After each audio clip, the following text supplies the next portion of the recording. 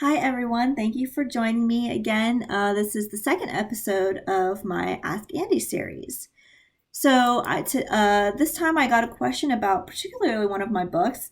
It's from the Dragonoth Chronicles, but I just want to kind of show you a little bit. So I have three books in the Dragonoth Chronicles. I have The Lost Heir, I have Awakening, and I have Call to War.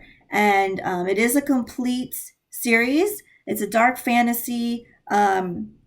A series with there's dragons and a shapeshifter in it. Very, very heavy themes and content, especially in books 2 and 3. So if that's something that you kind of think might be interesting to you, feel free to check it out. But the question is specific to The Lost Heir. So that's the book we're going to focus on today. So the question I got from Eric is, was Earth necessary?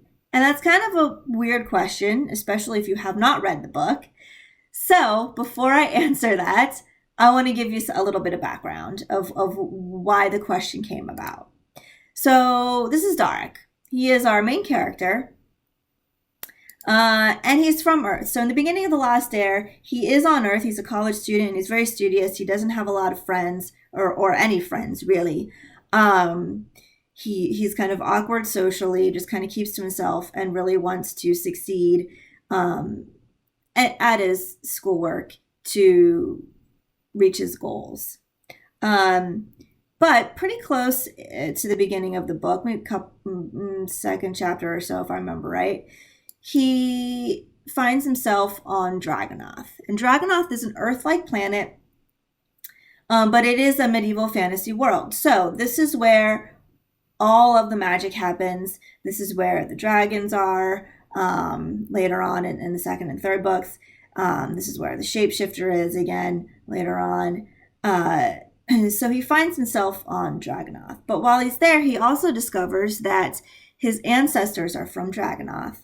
And he is the rightful heir to the throne of Mustandia, which is one of the countries on Dragonoth. Now, all the traveling is done with magic. So technically he could travel back and forth wherever he wanted to go. But with magic, should always be some sort of limitations and restrictions. So if he travels too much, he will basically die. He'll just disappear. His body will disappear into the ether and he will be no more. So once he gets onto Dragonoth, he stays there for the remainder of the series, books 2 and 3. So that leads us back to our question, which was Earth necessary? And my answer is yes. And it comes about because, well, if he just stays there for the rest of the book, was it really necessary to introduce Earth to begin with? Why not just have the whole book or the whole series on Dragonoth? And the answer really comes later on in Awakening and Call to War. So let's go back to our dark graph. So because he grew up on Earth and he spent 18 years on Earth, he considered that his home. But the more he is on Dragonoth, the longer he's there, he realizes that that's also his home. His ancestors are from there. He can use the magic. He is, as I said earlier, the heir to the throne, the rightful heir to the throne. He has started to create friendships there, which he did not have on Earth, and he feels more welcome there. But the question of where does he belong actually haunts him throughout books Awakening, book 2, and particularly Call to War, book 3. So yes, Earth was his home, but does he really belong there anymore? He's not like the rest of the people on Earth. He has major differences. Is Dragonoth his home, really? Yes, he has a lot of similarities to the people there, but alongside with that, he also has a lot of differences that they don't have. And he kind of feels like he doesn't belong in either place. And so that really affects the decisions he makes. Particularly in the third book.